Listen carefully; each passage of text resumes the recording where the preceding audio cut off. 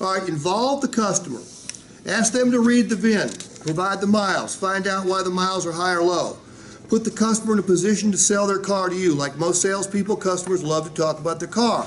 They will tell you how they bought their last vehicle. This info will help you help them buy their next vehicle. Ask the customer what they love most about the car, why they're trading it, what they must have in the new one that they're buying. Much of what you need to know to help them make a great decision will be revealed in the answers to these 2 questions. Take notes while they're talking. It makes them feel important and you appear professional. Here are some interesting questions I picked up from salespeople around the country.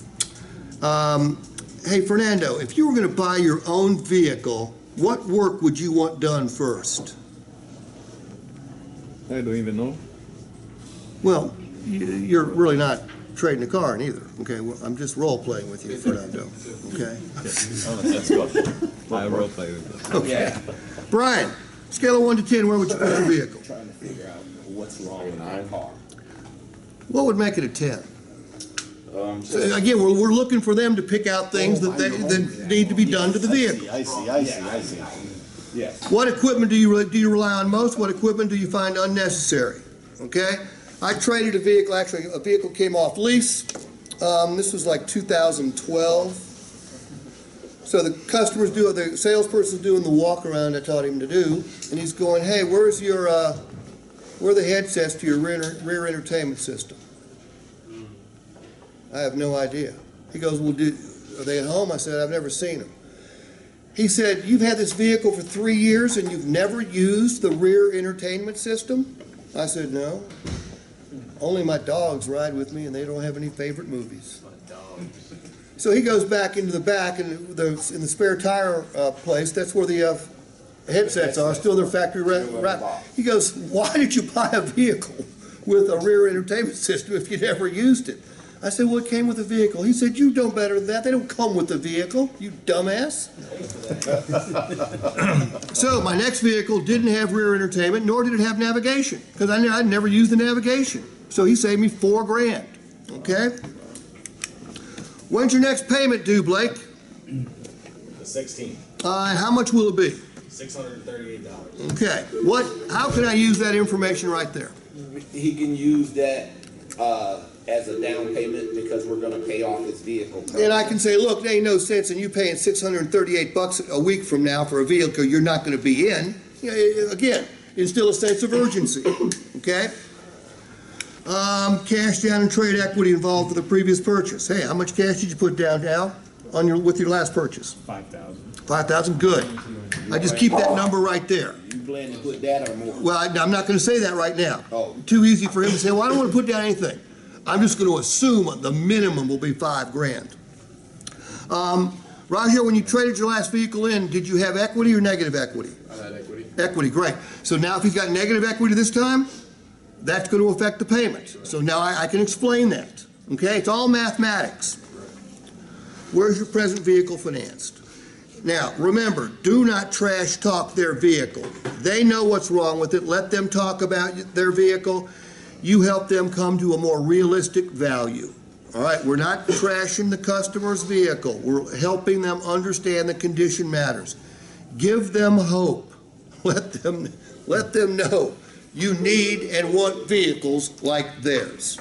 Brian, man, I hope we can buy this from you. We love these kind of vehicles. Well, if they give me enough for it. Give them hope. Following this process allows the customer to mentally sell their car to you, making it easier for them to pick out a new one. Next page. Always ask for the paperwork from the previous purchase after having provided a customer-oriented reason.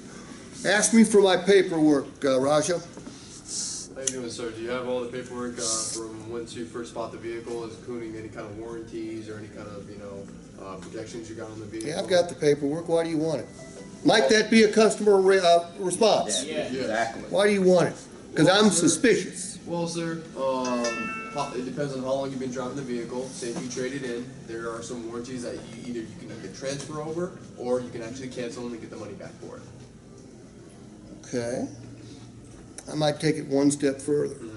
Brian, the reason I want the paperwork is I do this for all my customers. I'll do 2 things for you.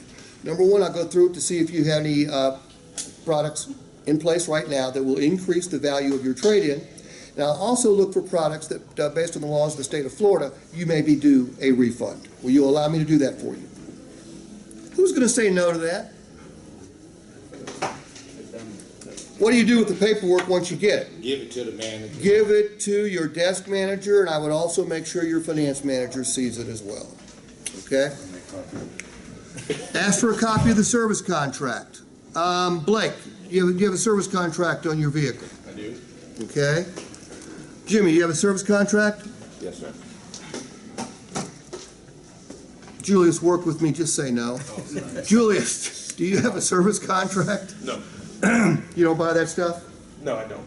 Okay, Julius, the reason I ask is if you had a service contract, two things happen right now, both good for you.